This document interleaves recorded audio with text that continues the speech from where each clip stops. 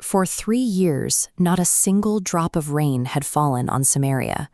The soil cracked, the crops withered, and a crushing famine took hold of the entire region. This physical catastrophe mirrored a deeper, spiritual void. The nation was experiencing a drought that went beyond the lack of water. King Ahab surveyed his dying kingdom and pointed the finger directly at the prophet Elijah. When the two finally met face to face, Ahab accused Elijah of being the troubler of Israel, responsible for the disaster. Elijah countered with a sharp defense. He told the king that the famine was a direct result of the royal family's choices. They had abandoned Yahweh to follow the Canaanite storm god, Baal. Elijah was framing the famine as a harvest of the king's own planting. By replacing their spiritual foundations with a lie, the royal family had led the nation into a state where both the land and its people were now perishing. Ahab's apostasy whet quiet resistance from within his own court. Obadiah, a palace administrator, risked execution to hide 100 of Yahweh's prophets in caves, secretly sustaining them while the royal family hunted them down. To pull this conflict into the light, Elijah issued a massive challenge. He ordered Ahab to summon all the people of Israel and the 450 prophets of Baal to the top of Mount Carmel for a public confrontation. Standing before the massive crowd, Elijah asked a single piercing question. How long will you waver between two opinions? He was calling out the impossibility of remaining divided. The trial would be simple. Both sides would build an altar, prepare a sacrifice, and then pray. But neither side could apply a flame. The God who answered with fire would be recognized as the true God. Elijah was stripping away the middle ground. In his view, when absolute truth is on the table, attempting to remain neutral is its own form of rejection. Elijah stood alone against 450 prophets of Baal. This stone carving shows the deity they worshipped, the one they believed could control the weather and break the drought. The Baal prophets went first. From morning until noon, they performed frantic rituals, dancing around the altar and shouting to the sky. Eventually, they resorted to slashing themselves with swords, hoping their own blood would force a response. But the result was a heavy, persistent silence.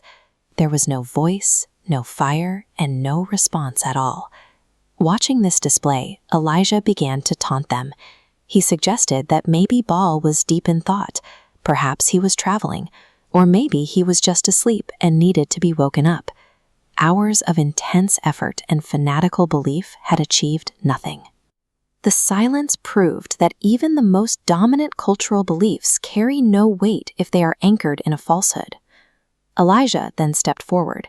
He methodically rebuilt the ruined altar of Yahweh, using exactly 12 stones to represent the unified tribes of Israel. To eliminate any suspicion of trickery, he dug a trench and had the sacrifice and the wood drenched with water 3 times. The water soaked the altar and filled the trench to the brim. After hours of bloody chaos from the other side, Elijah offered a brief, simple prayer. He asked God to reveal himself so the hearts of the people would finally turn back. And immediately, divine fire struck. The heat was so absolute that it vaporized the water, incinerated the wood, and left nothing behind but ash where the stones and soil had once been. Faced with this display of power, the Israelites dropped to the ground. Their indecision vanished, leading them to declare Yahweh as God and to purge the false prophets from the land. The spiritual victory was complete, but the sky remained clear. The 3-year drought gripped the land as tightly as it had that morning. Elijah climbed even higher up Mount Carmel. Bowing low to the ground with his face between his knees, he began to pray with a desperate, forceful intensity. He told his servant to look toward the sea. The servant returned and reported that there was absolutely nothing. Elijah sent him back again. 6 times the report was the same, an empty horizon. It's a pattern that shows a hard truth. A spiritual breakthrough often precedes a long period of quiet, testing faith before any physical change is seen. On the 7th attempt, the report changed. The servant spotted a single cloud rising from the sea, no bigger than a man's hand. That tiny cloud was the turning point. The sky grew black, the wind rose, and a torrential downpour finally shattered the long curse of the drought. These two miracles illustrate two sides of a life of faith. The fire proved God's power, but the rain required something more, the persistent, unyielding prayer of a human heart.